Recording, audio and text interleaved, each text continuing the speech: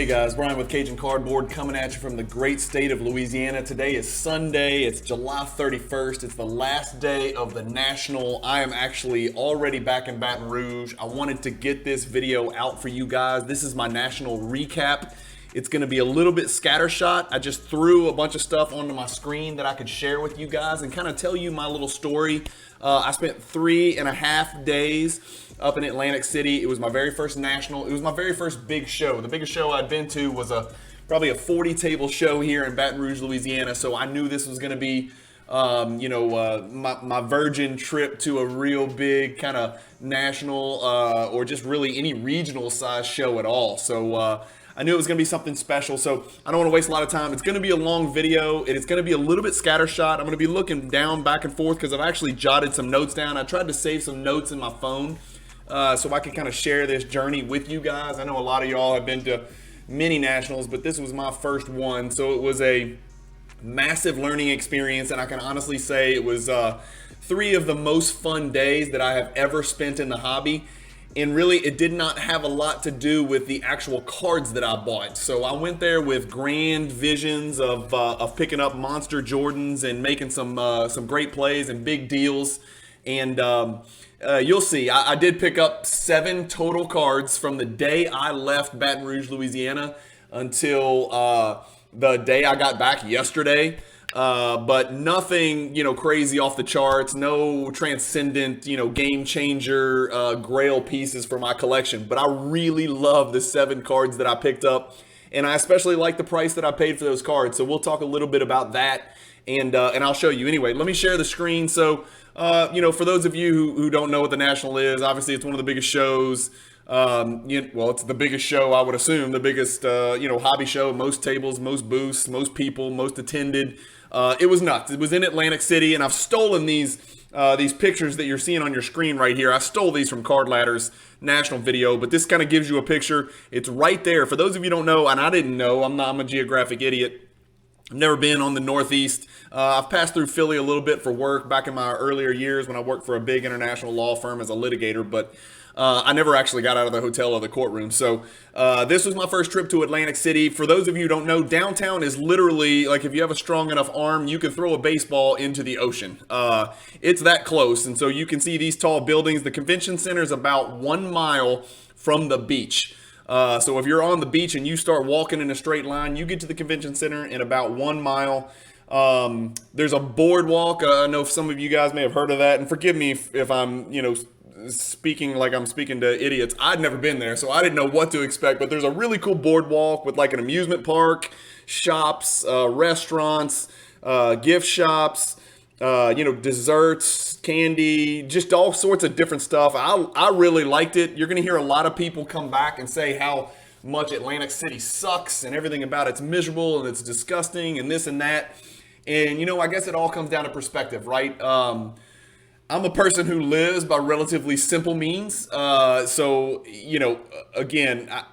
I'm not the most extravagant person. I don't have the highest expectations when it comes to amenities and where I stay and the food I eat, as you're going to find out if you've watched my channel very long. So to me, this was amazing. I loved it. My hotel was fantastic. I know some people were bitching about it. Everything about it was cool to me. I stayed in the Claridge, which is kind of right on the coast. It's just a little bit left of that Ferris wheel that you guys can see on your screen. It was 0.7 miles from the convention center. It was built in the 1930s. There's the convention center right there. So that's what it looks like from the outside.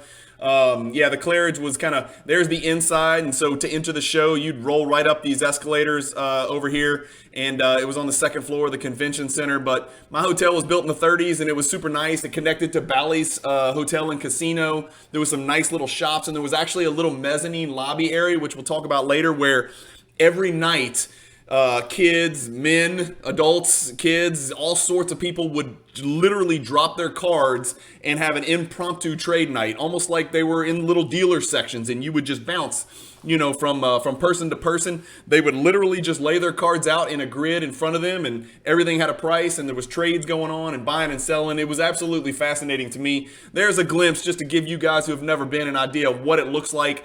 And again, this is not really fair. What you see here is probably maybe 1/5 or 1/6 of the entire show. It was pretty overwhelming. I did not have the game plan. Next time I will be a lot more prepared. I'm going to Dallas in September. At least that's the plan. I'm going to be significantly more prepared. Could you get through every single table in 3 days? Absolutely, you could. Could you get all the redemptions? No. Could you get your stuff graded and stand in line at PSA and Beckett and SGC? No. Could you visit all the vendor booths? Also, no. Probably not. 3 days was tough. I don't know if I actually laid eyes on every single display case there. I probably did not. Again, you guys got to remember that, I'm the kind of person, if I see a whole bunch of vintage baseball or, there was some comic books type stuff or sports memorabilia type stuff, I'll just keep walking, right? I can glaze by that. If I see football, I just keep on trucking, right? I'm looking for, all sorts of basketball. Primarily, I walked past all the basketball vintage. That was not the move I was going to make at this show, and so I walked past that. But let me get you started. So I'm going to be glancing down at my notes. I hope that's okay. So what happened was I wanted to get up there early Wednesday. So I spent the night with Mrs. Cajun, the first lady of Cajun card collecting, of Cajun cardboard, down in New Orleans the night before. I woke up at 3 a.m., stretched, did my thing, did the thing that old men do, right? They got to get loose and get limber or drink an energy drink and get ready to roll. So I woke my lovely wife up at about 3:30 a.m. My flight left the New Orleans airport at 6 a.m. As fate would have it, I didn't know anybody that was traveling up there with me, so I thought I was the only one on this 6 a.m. flight. The flight flies from New Orleans to Philadelphia. Then I was planning to take a train or an Uber. I wasn't sure, depending on the train schedule, from Philadelphia to Atlantic City. My good friend in the hobby, who I'd never met in person. Keep in mind, I've not met very many people in this hobby in person, but Brad Bado is a good friend of mine in the hobby. He's at NOLA Collects. If you're not following him, go follow him. He switched his flight around and it ended up taking the 6 a.m. flight with me just so we could chat and get to know each other a little bit better. So he was a lifesaver. He was my knight in shining armor. I don't like traveling. I don't do it too much, but Brad's a veteran card show guy and travels all the time. So he jumped on that 6 a.m. flight. When I got to the airport, another pleasant surprise. Anthony Renato, who's a good friend of mine and a big Baton Rouge collector, and he actually has a great card shop here. Go follow him on Instagram if you haven't yet. Anthony Renato, Ranaudo. He owns Cards and Culture. Go find that Instagram page and go find his YouTube channel. So Cards and Culture is Anthony's shop here in Baton Rouge. Anthony and his crew from his shop were there. His videographer, his store manager. So those three were there as well. So it was fun to have a nice little Louisiana flavor and have 5 of us traveling up there together on that flight. Anyway, right before I jumped on that flight, I was on the PWCC Fixed Marketplace, and I just couldn't wait to get there. And as you guys know, I've kind of entered into this little Damian Lillard PC where I'm kind of searching for some high-end Damian Lillard stuff. So I put an offer in for a card on the PWCC Fixed Price Marketplace. It was this card right here. Hopefully I can screen share here. There you go. So I put an offer in for this Minimum Gem 2014 Prism Gold.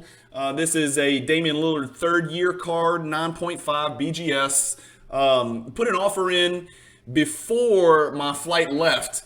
And of course I didn't have any access to my, anything. My phone didn't work on the way up there or whatever with the internet and all that. But right as the plane starts to descend and we're starting to land, my internet access comes back and I see a little ding notification on my phone, offer accepted. So before I could even touch down in Philadelphia, I've bought a card, right? I couldn't even wait to spend some money. So I picked up this nice 2014 Prism Gold Damian Lillard BGS 9.5 for a pretty fair price off of the Fixed Price Marketplace with PWCC, which I'll be honest with you guys is usually a place where collectors post their cards when they're really not interested in selling their cards. They overprice it like crazy. This was not terribly priced, and the guy worked with me, and so we got a deal done. So I was very happy to pick up, that's card number 1 out of 7. So I picked up a card on the way up there before I even landed in Philadelphia, before I even got to Atlantic City.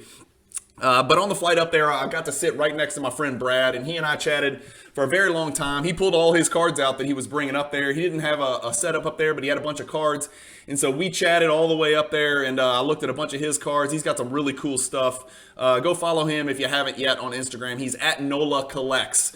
and really good dude, really straightforward. You know, we've texted back and forth and messaged a lot, and so it was good to finally get to meet him. Anyway, so I get down. Brad and I Uber from Philadelphia to Atlantic City. The flight was 30 minutes early. The Uber was seamless. For those of you who don't know, that trip there's nothing between Philadelphia and Atlantic City. So we cruised, and the interstate rolls right into downtown Atlantic City. Like, you pull right up to the convention center. So what I did is I went ahead and went to my hotel first. I did get, I didn't mention this, I got a dealer pass, which was a nice little perk from my good friend who I host the Pop Report with, Josh Adams. And so I've got a dealer pass, so I knew I could get in anytime I wanted to on Wednesday. So I got to the hotel, dropped my bags off, decompressed, rested a little bit. I think I grabbed a snack, and then I jumped. I was gonna jump in an Uber, but for those of you who don't know, I had never Ubered, which is kind of embarrassing to say. I'm an expert now. I'm an Uber veteran now, but I had never Ubered. So I decided, you know what? It's 0.7 miles. I'm just gonna walk there. You know, it's an easy walk. 0.7 miles is gonna take me 10 minutes at the most, right? So, and for those of you who have not been watching my channel, I had a really bad hamstring tear about 4 weeks ago. I thought I was going to be good to go. This was a big mistake. I did not realize how much I was going to be walking during this 3-day period, 3.5, 4-day period. And I should not have put that first, mile on my injured right hamstring. I still can't take a full stride. So I was kind of limping a mile. And it started swelling pretty much right away. So this was probably a pretty bad mistake that I made trying to walk from my hotel to the convention center. I'm a cheap ass, and so I want to spend all my money on cards. I didn't want to spend the $13 for an Uber to take me 2 minutes. So I decided to walk. Anyway, I arrived at the convention center. My friend Josh Adams, he's at Midwest Vintage Cards. For those of you who don't know or don't watch my channel and haven't seen him on the Pop Report, awesome dealer, great guy. He had his buddy, John, who's also a great collector, an incredible Kobe and Shaq collection. He was set up at the same table as Josh. They handed me a dealer pass, and so I'm in early, right? I'm in at like maybe 1 o'clock. The show doesn't open until I think like 3 or 4, I think 4 o'clock. And so I'm in at 1 o'clock, and I've got the run of the place, right? It's just dealers in there, just people with dealers passes. And so I'm cruising. I'm a kid in a candy store. I mean, it is, like everybody has always said, when you walk into that room, especially when there's not any traffic in there, right? There's no foot traffic. I walked into that room, and it was just dealers, and it was tables as far as the eye could see. I didn't even really know how to attack it. So I followed John to Josh's table and just kind of let that be my headquarters for this 3-day period. And then I started going. I probably should have kind of drawn a little graph of the place and made sure that I knocked off every quadrant every day or something like that, so I saw everything. But of course, I got there, I got excited, and I just started walking. And I just started taking it in, right? I just tried to process as much information as I can. So anyway, so it's Wednesday afternoon. I'm in there early. Yeah, let's see. So my home base is Josh Adams' table. It's table 1904. I walked the floor for literally 4 or 5 straight hours, right? So from about 1 o'clock till about 6 o'clock, I walked the floor. The first thing I wanted to do, I wanted to meet my good friends at PWCC. And for those of you, I can't say this enough, PWCC does not pay me to speak well of PWCC.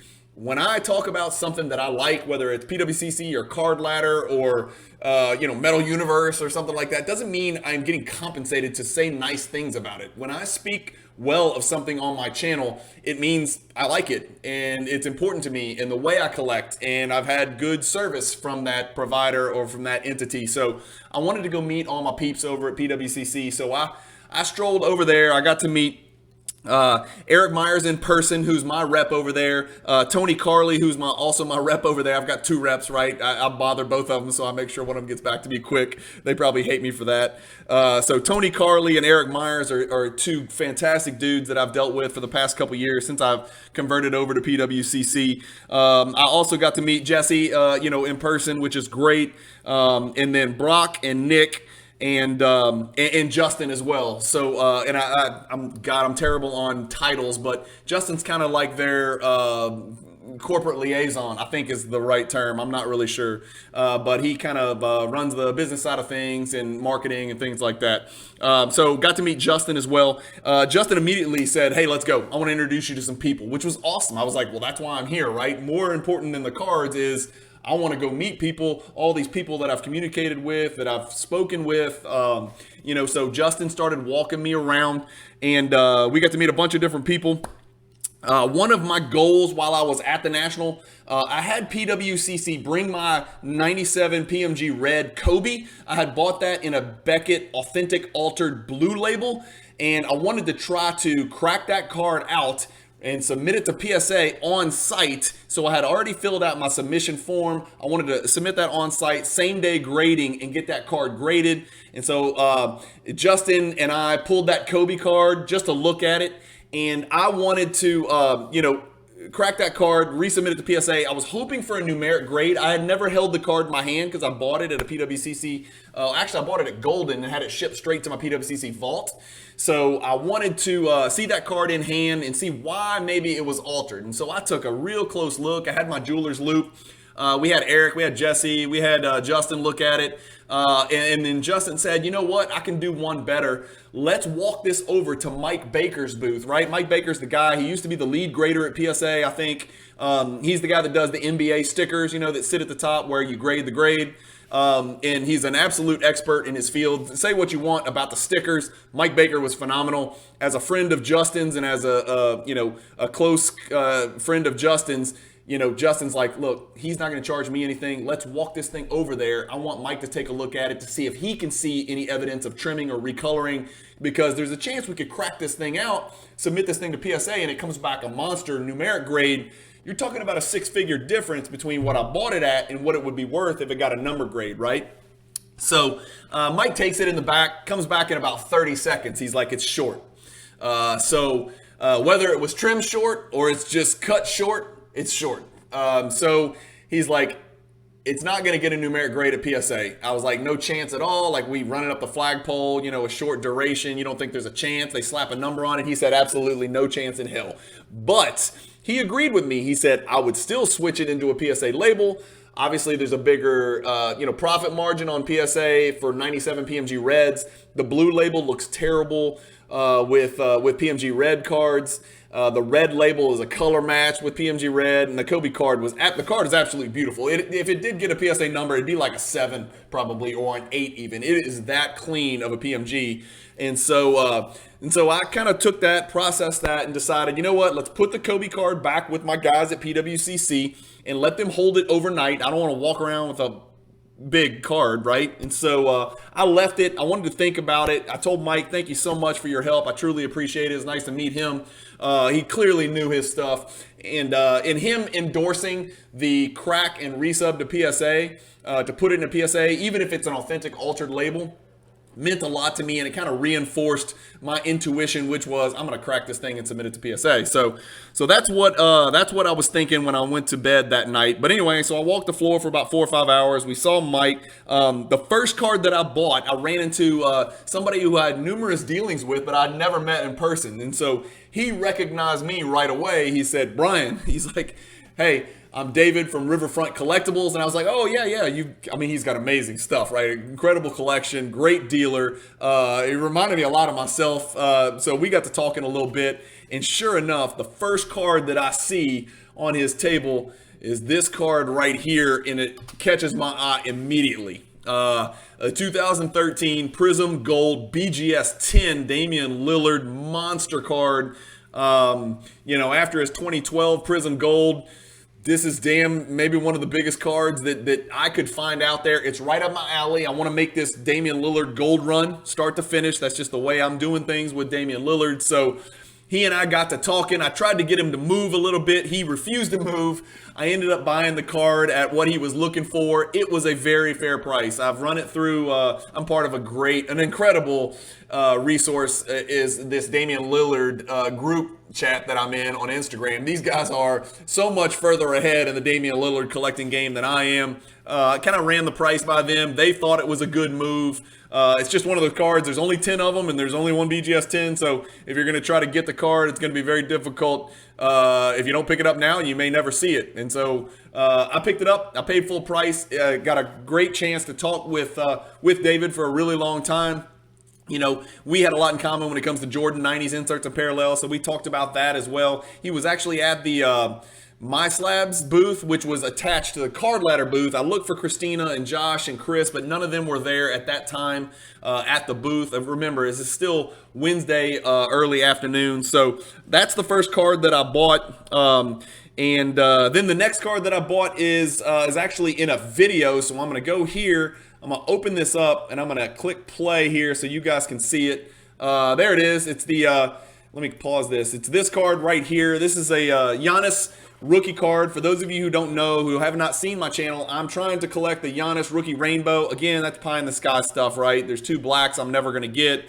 The gold is, that ship has sailed. I'm never going to get it. The orange is probably around 50 grand in gem condition. So this is the 3rd lowest numbered rookie color for Giannis. I think it's black. There's 2 blacks, and then there's gold, and then it jumps straight to this die cut serial numbered purple, and then after that, I think it's the light blue die cut as well, number 299. So I picked this up. I was absolutely astonished that I found it. Number one, I only collect Giannis's rookie rainbow in BGS 9.5. So if I'd have seen this card in a 10, I probably would not have even been interested. If I saw it in anything less than a 9.5, I definitely would not have been interested. 9.5 is my number. So it was fate. I ran into a dealer with this card. He was at the table right next to Nady Ruzel, who's another real big-time dealer who had some incredible stuff on his table. And believe it or not, I did not buy this card. I traded a BGS 9 1986 Fleer Jordan number 57 rookie card, which really did not mean very much to me. It was a clean-looking BGS 9. I traded that Jordan for this one, and I got $1,000 back. So here I am. Now I have 2 cards in my hand. I'm only out about $4 grand. For the BGS 10 Gold second year Lillard and this rookie rainbow edition. I was really truly thrilled about this card, so I'll let the video run. So that was right there. That was the second card that I picked up at the show, but the third card, because remember I picked one up on the airplane. The next card that I picked up, and you're about to see it, and there's the card, and you can see it's numbered right there. So that's a serial number on the back. Yeah, that's really bad. There you go, numbered to 49. So happy to pick that up. And then the next card we're going to talk about a little bit. This is the 1990, this is the Stadium Club Michael Jordan Royal Court Pop 14. This card caught my eye immediately, and it was actually at the table right across from the booth that was my headquarters, right across from John and Josh's booth. I saw this card. I negotiated with the guy. He wanted 1,400. Off the top of my head, I was like, that's not enough. And then I looked up comps, and I think the last comp was probably 1250, 1275, something like that. I talked him down to 1,300, and then listen to this. I did not buy this one either. I had only brought 3 cards to the Nationals to trade. I bought the BGS 9 Jordan Fleer rookie card, which I traded for the Giannis and got a $1,000 rebate. I brought a 2012 Prism Gold Magic Johnson finalist BGS 9.5 Gem Plus, which I could not find a taker for at any reasonable price. Nobody was interested in that Magic card, which really surprised me. And then the third card that I brought was the last. Honestly, I had about 15 to 17, maybe 1980 Topps Bird Magic PSA rookies. Most of them were 7s, 8s, and then I had 1 9. I have since liquidated those long before this the market crash on that card. But so I had a 7. I had 1 7 left, and I had not been able to move the damn card on eBay, and it keeps dropping. And I was like, I got to get out of this card. It doesn't mean anything to me. This card on your screen does. And so I traded that Magic Bird PSA 7 for this card and got a $100 rebate. So once again, I've traded out. I've got a card back that means more to me. So I'm just moving money around, and I got a $100 rebate. So I'm feeling really good on this Wednesday. So that's what I did on Wednesday. I've got my notes down here. I Ubered back to the hotel because this is probably around 6 o'clock, my knee started to swell, right? I've got an injured hamstring, but I think because I had to limp and I couldn't use my leg properly, my knee started to swell like a grapefruit. Yes, I'm old. I know it. This hobby is a young man's game, man. Let me tell you, walking around on concrete for 6 hours is miserable. So by this point, I had been awake for probably 18 hours, having woke up early Wednesday morning in New Orleans to catch that flight. So I'll go back to the hotel. I put ice on my knee, believe it or not. I had to ice this thing down because it had gotten to the point where it was just absolutely unbearable. And that night, I was invited to a party by Christina at Card Ladder at the Hard Rock at the nightclub on the balcony. And so I wanted to lay down for about an hour. I ended up being about an hour and a half. I iced my doggone leg so I could get there for about 45 minutes. Every fiber in my body said, just go to sleep and wake up the next morning. But I was like, no way, man. I got 3 days up here. I have not met all my friends that I can't wait to meet. And so I rallied and I jumped in the elevator at about maybe 8:30, something like that. And it's a walk, right? So again, I'm walking about a half a mile in the elevator on the way down. I'm in the elevator. There's a guy in there, Asian fella. He recognized me. He's like, are you Brian? I was like, yeah. I was like, what's your name? He said, Raymond Lee. And I was like, Raymond Lee? I was like, you're the moderator for the NBA Hotspot Facebook page. I was like, I know you, Raymond. We've talked many times before. I see your name every time I go to look at that Facebook page. And so I'll let this video keep rolling. So Raymond Lee and I started talking, and we decided to walk down to the Hard Rock together. So it's about a 15-minute walk for me because I'm slow. At this point, I'm limping around like a poor old man. So Raymond and I got to talking. You know, he's talking about a new company that he started called Safe Swap, which was a really interesting premise. So Raymond and I walked down there to the Hard Rock together and get a nice chat in. Here's a picture of the Kobe. Sorry, that's a spoiler alert. So Raymond Lee and I get down to that party. Here, let me get you back on the big screen here. So we get to the party. We get there, you know, I'm kind of early. I get there around 8:30. I think theoretically the party started at 8. Really cool setup. Nice inside nightclub. Really cool. On the balcony is where most of the people had begun to congregate. The weather, believe it or not, look, again, maybe this is why I like Atlantic City. When I left Louisiana, it was right at 100 degrees with more humidity than you can possibly imagine. My friends in the Philippines, maybe in Miami, know what I'm talking about. Maybe if you're in South America. But when I got to Atlantic City, it was like going to Antarctica for me, okay? So it was maybe 80 degrees is what it felt like on that balcony. In Louisiana, everyone would have sweat through their clothing. And so I got there to that party that night. It was hosted by Card Ladder, Collectible, Luca Tigers Bronze. I've gotten to be good friends with Andrew Goldberg, who's fantastic. He's the younger, better looking, more intelligent, more thoughtful version of myself. I've said that many times. Cage was there, and so they were throwing that cigar party. It kind of coincided with the Card Ladder Collectible situation. Tim Mullen, Mitch Richmond, and Tim Hardaway were there, which was cool. Lawrence Taylor was there. No, I didn't get an autograph or take pictures. I'm not that dude, right? I'm that guy. I don't think they're that guy. That's just the way I've always been. Like all my life, I'm like, I would have loved to have played against these guys when I was in my prime and got my ass whipped. I would never ask another grown man for an autograph. That's just the way I am. I get it. I understand how some people are, but I'm not the dude that takes a picture with another human being. We're all human beings. Do I admire those guys? Absolutely. Were they incredible athletes that are going to go down in history? All 4 of them. But I'm not going to walk up to a grown man and ask him for an autograph, especially not at a party where he's trying to drink and have fun with his friends. So got to talk to him a little bit. Who else did I get to meet at that party? The party was awesome, man. Raymond Lee, as I said, in the elevator, and we walked down together and spent a little time together at the party. I got to meet the great Jeremy Lee from Sports Card Live, one of the most class acts in the hobby. One of the some of the best content that there is on YouTube when it comes to the hobby. He is what I aspire to be as a content creator. Super professional, super sharp. Got to meet Andrew and Cage. Obviously, I'd never gotten to meet Cage. I met Andrew because we did a 5 hobby questions episode on my channel. And we had communicated on the phone a couple times and by messages. But Cage and I had only messaged each other a couple times. And actually, I bought some cards from Cage when I was doing my PMG Red set chase. Got to meet the great Rodman. Rodman is a legendary Jordan collector who has since transitioned very heavily into soccer collecting. Rodman, if you're watching this, we need you back. Come back into the basketball card world. Come back and start collecting Jordans if you don't have all of them already. But Rodman's a fantastic, very, very big time collection. Really, really nice dude. He was having a great time. He had a cigar and a drink in his hand, and I got to chat with him and finally get to meet him. He's in a Jordan group chat that I'm a member of. Got to meet Josh Dawson in person. one of my favorite people in the hobby. I've had him on my channel a couple times. Josh has one of the greatest Michael Jordan collections in the world. I don't say that lightly, and I would challenge anybody who disagrees with that.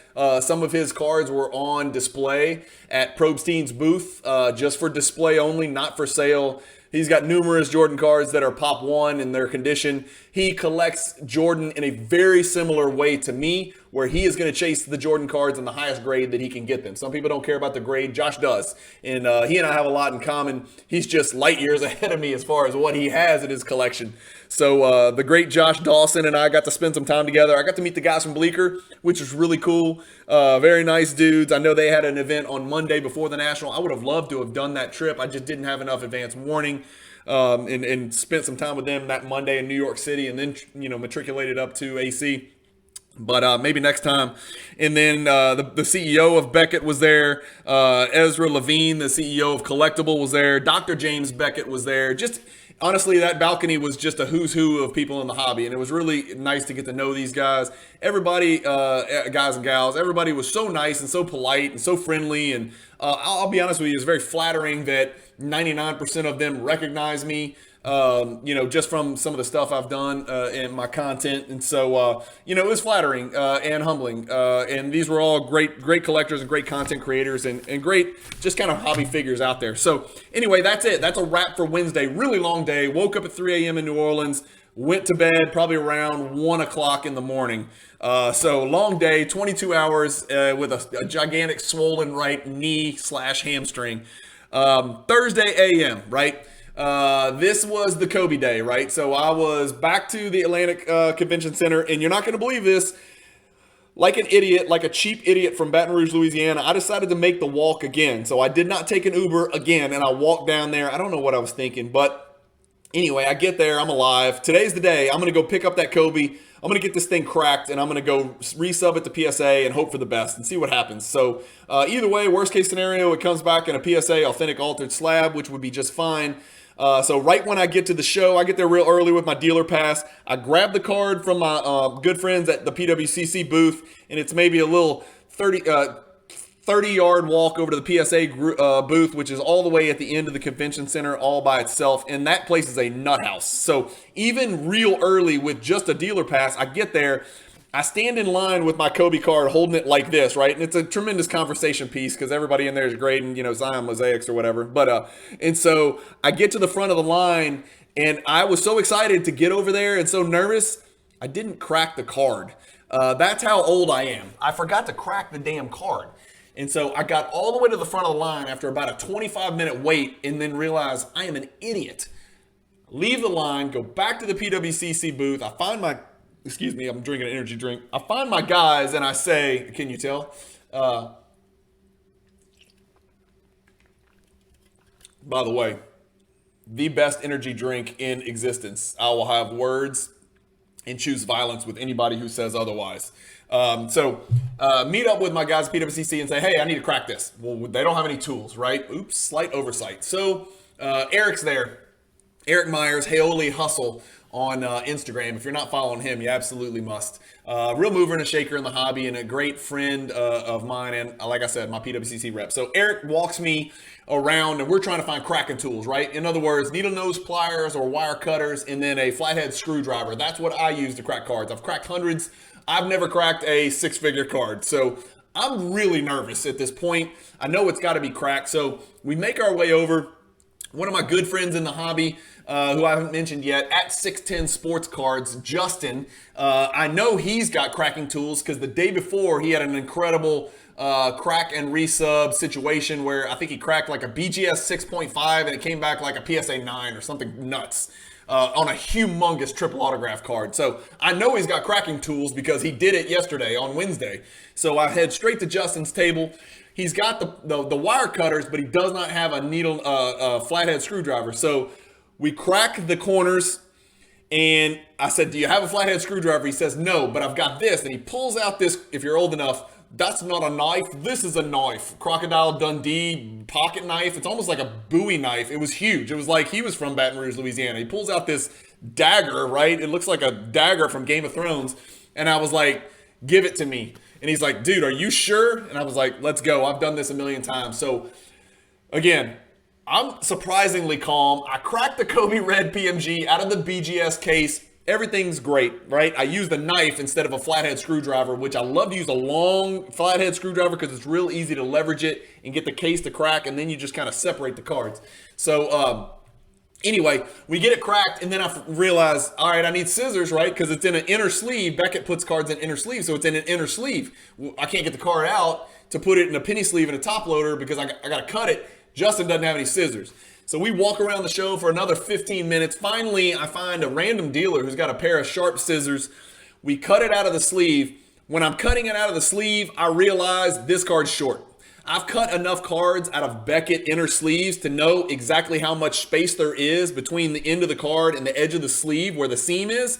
There's too much space. So I know now for the first time the card's short. Whether it was trim short or produced short, the card's short. It's shorter than a normal card is what I'm trying to get at, for those of you who aren't familiar with that. So finally I cut it out. I realize it's too short. The guy doesn't have a penny sleeve. And so I was like, you gotta be kidding me. So now I need a penny sleeve and a top loader. So I'm walking around with a raw Kobe in a top cut BGS inner sleeve. And I'm literally walking around with the card with two hands like this, like an idiot. But it made for a great drama and a great conversation piece for those people that were walking by who were asking questions. And so I make my way over towards the PSA booth. I figure they're going to have something. Maybe I can snag one over there. I run into Christina. So I finally see Christina, and I get to meet at Christina's PC, one of the triumvirate for Card Ladder.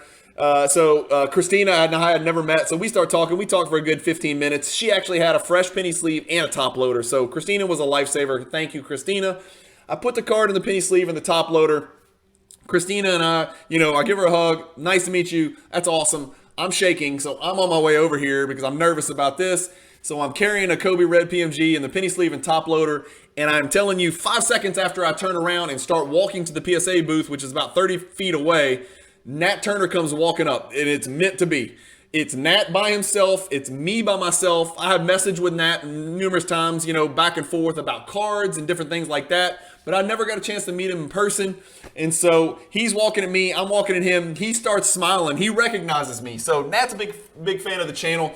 First he tells me what an honor it is to meet me and how he aspires to be the collector that I am. And then offers me the CFO job at Collectible.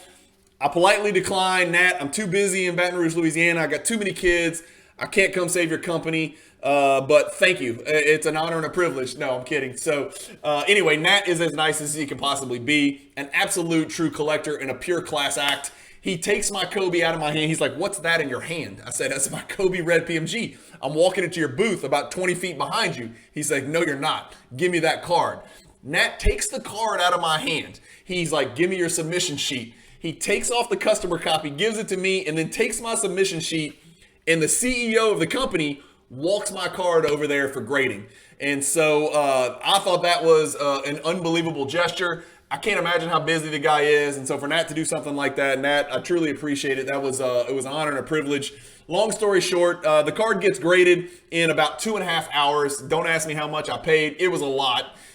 Because of the value of the card, and y'all can talk about that on another video, but yeah, it is expensive to grade expensive cards. So here's a picture of the card as best as I can do it on my screen. I'll do it a little bit better on a mail day. That's it. So it looks incredible in a PSA label. It came back authentic altered. I found out about 3 hours later on Thursday. But the red label just ties in with the card. The card itself is it's a fantastic pose, and it's one of the less strange PMG cards out there. There's nothing weird, no claws or weird machinery or anything in the background, but just a beautiful picture of Kobe throwing a no-look underhand dish over his left shoulder. Graded authentic altered. So kind of what I expected. Of course, you got this hope that it'll come back a PSA 6 or 7. That would have made it probably a $250,000, $300,000 card. That would have been really nice. But, that was kind of the plan when I bought it all along in the blue label. People hate the blue label from Beckett. I don't know why they use it.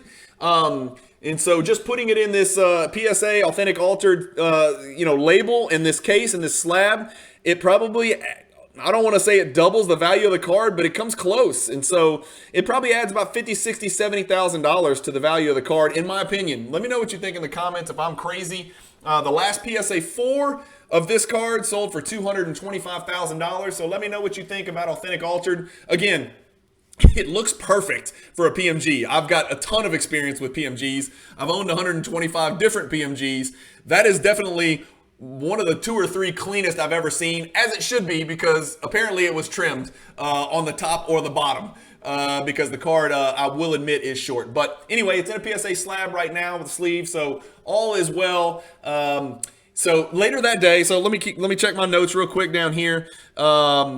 Yep. So anyway, like I said, I got a single, not a home run, but I got what I needed to, right? And so I make the, I pick up, one of my really good dealer friends who is buying my partial PMG set owes me a pretty healthy chunk of money. He messaged me right after the Kobe situation and said, hey, I got 20 grand cash for you. And I was like, ugh. I was like, I do not want to walk around Atlantic City with 20,000 cash. And you guys know, if somebody hands me $20,000 cash at the biggest card show in the world, there's a good chance I'm not walking out of there with 20,000 cash, right? So he hands me a $20,000, $200, $100 bills, and I'm walking out of there with now I have 20,000 plus 1,000 rebate plus another 100 rebate, so I'm up $21,100 at this point. And so most people are coming to the show and they're spending money like crazy. I'm actually making money without selling cards or doing anything. So really, I'm just collecting an installment that was owed to me. And so now I'm a little bit nervous because I don't walk around with this type of money, in person. But it gives me a good feeling going into the next day. So I kill Thursday probably around, like I said, I got there super early in the morning and got that Kobe card right away because that was my goal for Thursday. But I spent a good 6-7 hours walking the floor. And it's just, for those of you who don't know, the only carpeted part is by the sponsors, vendors, or whatever. And so you're on concrete all day long. It doesn't mean a lot to you guys watching in your 20s or 30s, but if you're 48 and you've had a knee surgery and you have a hamstring tear that you're coming off of, it matters. Trust me, old people can identify with me. Comment below if you're old and you agree with me that it is tough to walk around for 6 or 7 hours. So anyway, I kill Thursday at around 2:30 or 3. I pop back over to the hotel. I did Uber back, thank God, because at that point I could barely walk. And I'm exhausted by this point. I end up watching all 4 episodes of The Captain. That's that Derek Jeter documentary. It's a really good documentary if you haven't watched it. So I'd tune in and go binge watch and catch up on the first 4 episodes. Really good documentary. And then ironically, later that night while I'm watching those episodes, I get a message from Nat Turner, which was really flattering and humbling, to be quite honest with you. I know I keep saying that, but it's true. And he said, how did the Kobe turn out? And, of course, I sent him a picture of what you see on your screen here, and he's like, bummer. And I was like, Nat, honestly, it's kind of what I expected. I tell him the whole story, and he said, good move. That's what I would have done too. So again, a single, not a home run. The card's for sale, right? So now I did not pick up the Kobe card. It's still at the PSA booth. So I go to sleep Thursday night without the card in my possession. PSA has it. On the agenda for Friday, big game hunting, Jordans. Go back and get that Kobe and shop that Kobe and see if I can make a big deal in the hobby. I want to make a big deal to get out of this Kobe PMG Red. Remember, I liquidated my set and I'm not a Kobe collector. So I'm thinking I'm going to get that Kobe in hand. I got 20 grand or 21 grand plus I brought 10 grand with me. So I got the Kobe and about 30 grand with me, which is, I guess, about, depending on where you value the Kobe, close to $200,000. So I can make a very big move in the Jordan market and pick up a card that I've always wanted if the timing is right and if I can find the card. And so I go to bed Thursday night knowing order of business number 1 on Friday is get to that show crazy early, get that Kobe in hand, and start walking around to the big time Jordan dealers that there are at the show. And there was a few of them. Eric at Buy Nice Cards, one of the nicest people in the hobby. I got a chance to talk to Eric a lot during the show. If you guys haven't bought from him or dealt with him, pure class. Grant Slayton from Waldorf Stories was there. I didn't get a chance to talk to him very much, but he had a table. He shared a booth actually with Eric at Buy Nice Cards. And then Justin was there. Josh was there. There was a bunch of other just big time Jordan dealers that were there. So I was hoping to find one of my big target cards. And so that was my Friday agenda. Pick up the Kobe, shop it. And I was looking for a 98 PMG. right? That's what people call the gold PMG, but really it's not gold. It's just the 98 PMG. Or I was looking for a jambalaya die cut BGS 9.5. I saw a BGS 9. Eric at Buy Nice Cards had a BGS 9. Amazing card, but I was flush with cash in this Kobe, so I was looking to make a move for a 9.5 because you know how I roll. I want the gem if I can get it. And then Playmakers Theater in any grade. I don't have the card. I want the card. Number to 100. Super rare. Don't care about the grade. Don't care if it's PSA or BGS. I just wanted that card, and I don't have it. And what made matters worse is that all three of those cards that I was looking for, Josh Dawson, my friend Josh Dawson, had them on display at the Probstein 123 Auctions booth, just as a little personal Josh Dawson museum. So shout out to Josh for having the most incredible Jordan collection. One of the most incredible Jordan collections around. But anyway, so Josh had all three of those cards, but none of those three cards were for sale. So not an option there. So that was it. Shop the Kobe, and then really find a meaningful MJ on Friday's my last day there, right? So another thing was, if I can't find one of those three monsters, just go find a meaningful Jordan card, right? I did a video before I went to the National. If you haven't seen it, go check it out. I was looking for 5 pretty big size, $5,000 to $10,000 to $12,000 Jordan cards, in high grade. I was hoping to see those cards and maybe pick those up, and now here I am, flush with cash, flush with the Kobe. I've got some serious flexibility and some capital that I can use to make some moves. So that was kind of it. And then the last order of business on Friday, and the last thing I had to do was whatever I ended up getting that day, if anything, I wanted to give it back to my guys at PWCC. I don't want to fly with these cards. Honestly, I didn't want to fly with the $20,000 cash, and stay tuned because there's more cash coming. But I wanted to give these cards back to my folks at PWCC so they could log them into the inventory, and they took them all the way back to Oregon for me. So that was the last order of business, and that was the way that my show was going to end, is handing it back to this company that I know and trust to put it in my vault to keep it safe, so I can get you these great high def images instead of this what you're looking at on your screen right now, where you can't see any details at all. So all of the cards ended up at the end of that day going back to PWCC, but I'm jumping ahead of myself. So that morning, Friday morning, I'm there early. Even dealers can't get in yet. I think it was like 8, maybe dealers could get in at like 8:30, and I was there at like 8:15. So don't laugh at me. I'm on the ground in the lobby out in front, right? There's a big carpeted area. I'm on the ground. I've turned on my morning prayer. I'll try to listen to a kind of a morning prayer every morning just to make sure I stay. Guys, if I don't know if you're religious or not, but mind, body, spirit, that's the only way it works for me. All three have to be on point. Otherwise, it's a big problem. So I'm on the ground. I'm stretching like a weirdo. I'm praying. I'm listening to my prayer podcast, right, while I'm stretching. Gary V walks right up to me. Just like Nat walked at me one-on-one, Gary walks right directly up to me. I fist bump him. He recognizes me, which is pretty cool and pretty flattering. Say what you will about the guy. I met the guy for a few minutes a little bit later in the show as well, but met him that morning, and I was like, hey, man, glad you're here. Good to see you.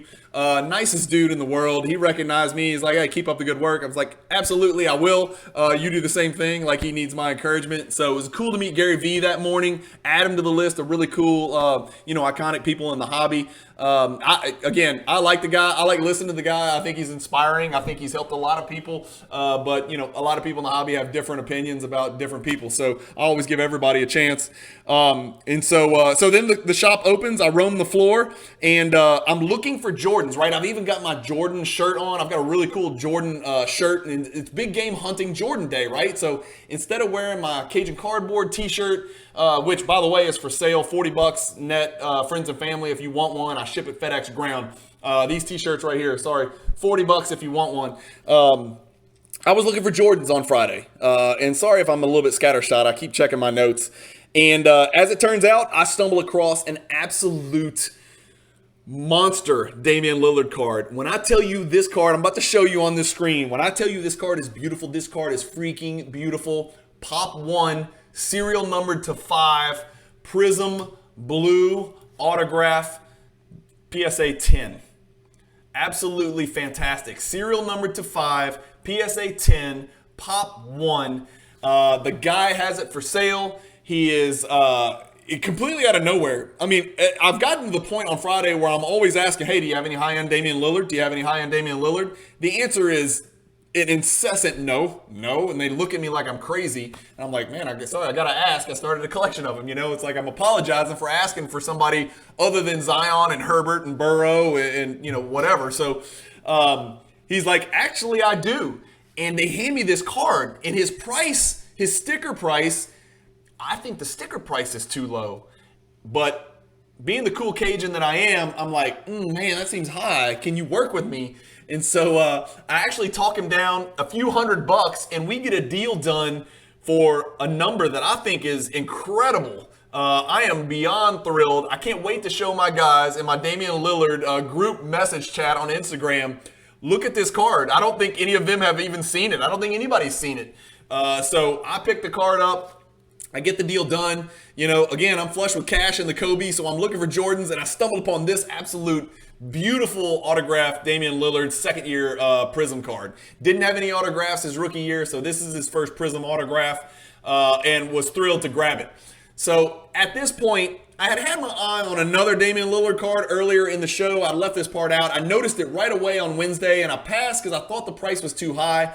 But after I picked up this card, for those of you who know me, you know how much I need to pair cards together and take really cool pictures, and how much I like chasing sets or rainbows. And so I had to go back to the booth and get this card. Also numbered to 5, PSA 9/10 auto, Damian Lillard second year red Prism. So now I've got the blue pop 1 and the red pop 1, both autographed, both serial numbered to 5. I'm absolutely thrilled. This card was a tough cookie. I can't remember the young guy's name. He was a real young guy. Had to be in his early 20s, if that. Had some great stuff in his showcase. He would not move on this card. I tried so hard for trade. I tried to get the magic into his hands and get some kind of collateral. I knew I had tons of cash. I was going to buy the card at what he was asking. I worked this kid so hard to try to trade, and he just refused to do it. And finally, like a little baby with my tail tucked between my legs, I was like, man, give me the card. And I just threw the cash on the table, and I was like, you're tough. I was like, I like the way you operate. I like the way you talk. He was very cordial about it, super polished for a young kid. And I was like, man, take this money. I was like, I need that Lillard card. I got to have that card in my collection. So I picked up this red one. So that is now what? Card number 6. No, card number 6, right? So that was the 6th card that I picked up at the, 5 at the National and 1 on the airplane on the way up there. So that's 6 total cards that I've picked up. I still don't have the Monster Jordan. I walked the floor for hours and hours. What else happened? I spent, I got to meet Adam Lefkoe. I spent literally about 15, 20 minutes talking to Adam Lefkoe just about his job and about Charles Barkley. He was asking about Barkley's, and I was like, look, man, I've got a red PMG Barkley. It's got your name all over it. And he's like, what? You got to be kidding me. And so we started talking about Barkley just generally because he works with the guy. And then we started talking about my red Barkley. He's like, can you please message me a picture of it? I sent him a picture. I showed it to him in my vault. I'm like, I don't know if you know me. I'm legit. I promise you. I've got the card. I'm not trying to screw you over or whatever. But really, really nice guy. Like, you could tell he knew a lot about basketball, which is really refreshing because a lot of people in the hobby don't. No offense, but a lot of people don't know the game of basketball or the historical aspect of basketball. Not that I'm a be-all, end-all, but there's a lot of people that are collecting players that don't know the players that came before them is basically what I'm getting at. So really refreshing to talk to him. And I'll reach back out to him in a couple weeks after he's had time to settle down and see if he's interested in that Barkley. And I'm going to try to get him on the channel because I think he's a guy that would be super entertaining since he's on TV and talks for a living. I'd love to get him in a chat room with me and talk a little bit about cards and about sports and about his job because I think it would be fascinating for you guys to listen to me grill him. Met Personal Finance Dad, who's a content creator, one of the early content creators pre-COVID. Super, super nice guy. He and I were passing and he looked at me. He's like, hey, Brian. I was like, yeah. And I was like, of course I recognize you. And so we talked or whatever. And we got to know each other, which was really cool. I got the vibe that he had just got to the show. So he was kind of ready to rock and roll. And I was like, man, it's nuts in there. Good luck in there. And so I got to meet Personal Finance Dad. He's on YouTube as well. Check him out if you haven't already. And then I got another message. My dealer who was paying me in installments for my PMG Red set liquidation had another $20,000 for me. So I rolled back over to his table. He handed me $20,000 more in cash. And I think like maybe 5,000 of it was in 20s, so it really looked like I was a drug dealer or the most successful male stripper on earth. And so I've got this little PSA box just stuffed with cash and one Magic Johnson card. So that's what I'm walking around with. And I've still got my Kobe because I'm trying to shop this Kobe card for the right Jordan card. I'm not moving this Kobe card to a dealer because I'm not going to get full value. But a lot of people were interested and like, oh my God, what a great card. But nobody was willing to drop, 6 figures on a card at the card show. And I'm not trading that card down. I'm trading that for an absolute whale Jordan. That is the only way I'm getting out of that Kobe card. So I just need to find the right Kobe collector. My guess is that card's going to be moved in the next 30 to 60 days, and it'll be with my good friends at PWCC trying to broker a private deal rather than take that one to auction. I'm content to hold the card for a long time, so I think that Kobe's going to get moved in the next 60 to 90, but it'll be a private deal that maybe Eric will put me in touch with somebody who's looking for that card. I know a couple guys out there that are looking for it, but they want a numerical grade, so maybe they'll cave if we don't see a numerical Kobe come up in the market in the next 2 or 3 months, and then they'll pick up this authentic altered. As I was, that was it. It's like my knee had started swelling. So this is late Friday. I hadn't found the Jordan. I haven't even found any like $10,000 Jordans that I don't have that I kind of want to pick up at the show. And so I end up going to pick up the $20,000 from a real good dealer friend who shall remain anonymous. He's one of the biggest He's got one of the most impressive collections in the world. I can very safely say that because I have seen it. He is iconic. He is on a whole nother level. I know some of you guys are like, again, I saw probably 50 people that stopped me at the show that said, hey, I love your content. Hey, Brian, nice to meet you. Hey, I just want to introduce myself. Some people took pictures with me, which was preposterously flattering, uncomfortably flattering, and humbling. But the nicest people in the world. I got to meet a father-son who watched the channel together and talk about how much influence I had on them, about what they like to collect. And just had tons of great conversations with people about the channel and about what I'm trying to do here and about my brand and how I like to present myself and the content that I like to put on my channel, which is really just check out some of the stuff I'm doing. If you like it, do it. If you don't. I'm not gonna tell you what to buy. That's kind of my vibe. And we're gonna talk about basketball card investing. We're gonna talk about basketball card collecting, where I'm taking it to the grave or close to it. I'm going to hold it for Cajun eternity, which is the term I trademarked. Don't steal it. Or we just talk about the sport of basketball and NBA basketball history, right? That's kind of what my channel is about. So I had those types of conversations with, I'm not exaggerating to y'all, probably 50 people stopped me. Even on Friday when I wasn't wearing my Cajun cardboard shirt, people were like, hey, I just wanted to introduce myself. I love your channel, this, that. It was awesome, right? And I don't remember everybody's name, so I do apologize, but it was very flattering, very humbling, and very shocking to me that many people cared enough to stop me and say hello. I'm glad they did. It reinforces that I'm doing something right and that I do have some sense of a place in the hobby where I can provide some quality and improve the hobby, even if only by an incremental fractional amount. It really means a lot to me. So I appreciate all you guys that did stop and introduce yourself to me. It really does mean a lot. And so I hadn't got to pick up the Jordan. So I go to my guy, I get my last $20,000 installment. I shouldn't say last, another $20,000 installment in cash. So now I'm walking around with this little box. But as I'm leaving the show, this was the last thing, right? I dropped my cards off at PWCC to take them back, and they marked it all down, shook all those guys' hands. I'm picking up this 20 grand and about to Uber back to the hotel, and the dealer who I'm dealing with says, Sinatra or Elvis? And I'm like, what? He's like, just answer the question, Sinatra or Elvis? And I said, Elvis. And he hands me this. He's like, take it, it's yours. And I was like, what are you talking about? It's mine. I was like, it's a 1963 Elvis Presley card. And I was like, that is insane. This is my first pop culture card. So, you guys know I'm almost all basketball, 99.9% basketball. He hands me this young, handsome Elvis card from 1963. That's 59 years old. I'm flattered. The card's actually about $120, $150 card. And he just hands it to me. That's how prolific this guy's collection is. He hands me a $125 or $150 card. He's like, man, appreciate our time we've spent in the hobby. It's great to get to know you. I wish we had more time. I said, I do too, because he's kind of my kindred spirit. We really have a lot in common, and I really think highly of this guy. in the time that I've dealt with him. And I'm not going to say his name because he's not one of those out in your face people. And a lot of you guys wouldn't even recognize his name. But trust me when I tell you, he's one of the biggest collectors in the world. So he hands me this card, which I thought was an incredible, token of friendship. And I was like, man, that's awesome. And so I brought it back and showed my wife. And of all the cards that I picked up at the show, this is the one that she thought was the coolest. And I honestly, I can't say I disagree with her. So anyway, I'm done on Friday. I get back in the Uber. I go back to the hotel. I ice my knee again. I actually go to the hotel gym and get a good lift in, which I did not feel like doing, to be quite honest with you. But I got in the gym. The gym looked like it was also from 1930, but they had dumbbells, so I put that work in. I got to stay fit for the next show. So another funny story.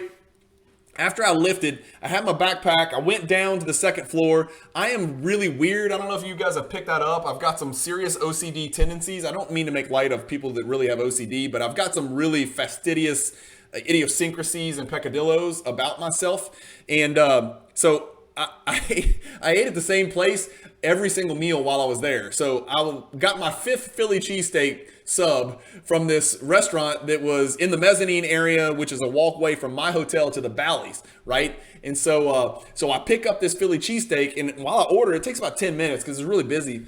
There are people that have laid their stuff out all over the lobby. There's people with their cards laid out on the restaurant table where I ordered the cheesesteak, and I walk up to 2 totally random guys sitting right next to each other. I'm like, show me what you got. I was like, you got any high-end Jordans here? You got any basketball? You got any high-end Jordans? There's a guy from New York, and then there's a guy from California right next to him. They both got about 20 cards laid out, and they got some decent stuff, some decent cards. The guy from New York's cards are a little bit better. The guy from California's cards were still nothing to sneeze at. He's like, yeah, man, I got some high-end Jordans. He pulls out a Scoring Kings PSA 8. He pulls out an 86 Fleer, PSA 6 or something like that. And the guy from New York, and this is the funniest thing, the guy from New York is like, man, put that shit away. That's Cajun cardboard. You don't have anything he's looking for. I thought that was the funniest thing. I never met the guy, never seen the guy, didn't know the guy. It was one of the funniest experiences of the trip, and it really made my day. And of course, I was like, man, those are good cards. I have those cards, in a little bit in higher grade. I was like, but those are cool stuff. And the guy just couldn't wrap his brain around it. He's like, what's better than a Jordan rookie card? And I was like, well, there's some cool stuff out there from the 90s, inserts and parallels. I was like, I suggest you go check it out. I think you'd really like it. And so I just thought that was a really funny story. I grabbed my sub, I went upstairs, ate my sub, went to bed, woke up early, got to the airport. I had to Uber from, it's about $150 to Uber from Atlantic City to Philadelphia, but woke up early, got to the airport about 3 hours early because I'm like that. Like I said, I'm always over-prepared.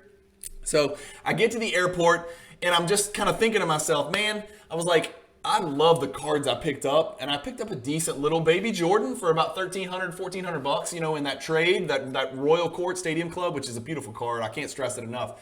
But I didn't pick up a whale, and I was disappointed because I had this cash, and I was looking, and honestly, y'all, I could not find the types of cards that I wanted, which were those $10,000 to $15,000 high-grade inserts that I don't already have. And don't get me wrong, there was some huge Jordan jersey autograph stuff. There was big Jordans, in lower grades, but that are, 6-figure cards, huge cards. Just nothing that caught my eye that interests me. And you guys who watch the channel know what I like. So I was just kind of reminiscing, like, that's too bad. And so I'm listening to some content.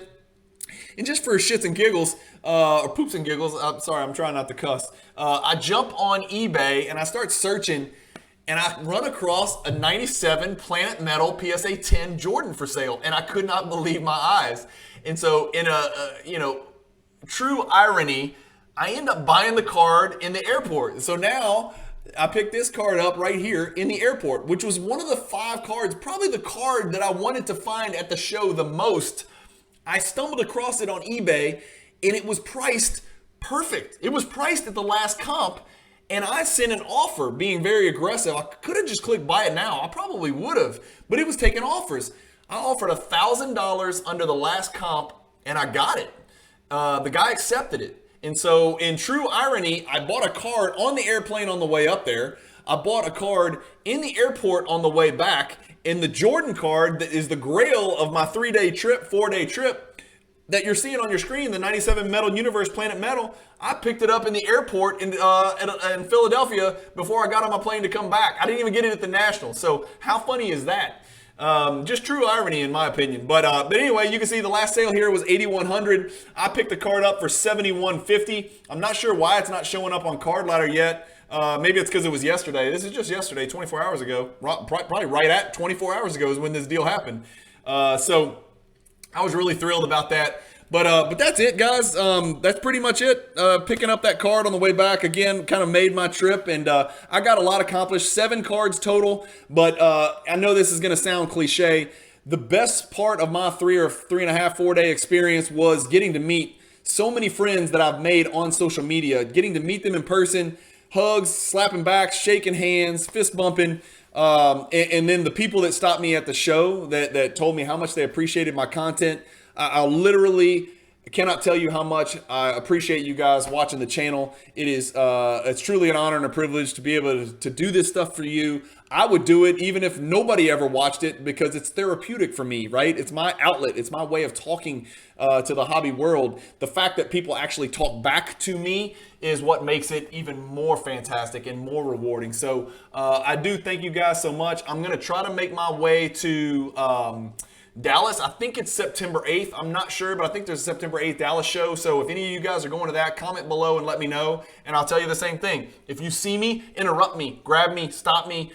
Make sure that you don't leave the show without getting to meet me because I can't wait to meet you guys. I love hearing your stories about the hobby and the cards and the moves you're making. And you guys know my channel is half collecting, half investing. So it doesn't matter what you're doing in the hobby. If it has anything to do with basketball cards, I want to hear about it. That was some of the most fun that I had at the show, was just watching other people make moves and hearing why they're making moves and what they think about where cards are going and why they're collecting. So hopefully I'll see some of you guys in Dallas on September 8th. I got to check my kids' soccer schedule because it is a doozy this fall, but I'm going to carve out 3 days and get up there no matter what. So I'll be up there, and hopefully I'll have another good recap video for that as well. Anyway, thank you guys for watching. Keep collecting. Again, don't forget about these t-shirts. If you want one, $40 net, PayPal. I'll ship it FedEx ground. That includes includes shipping and the shirt, whatever, and get it to your door in a couple days with tracking. So just message me on Instagram. I'm at Cajun Cardboard, real easy to find. And maybe when I see you in Dallas, maybe you'll be wearing one of my shirts. That would be really cool, right? And we can definitely take a picture together if that's the case. A big nerdy Cajun Cardboard picture. Anyway, thanks for watching. Keep collecting. Stay positive in the hobby, and peace.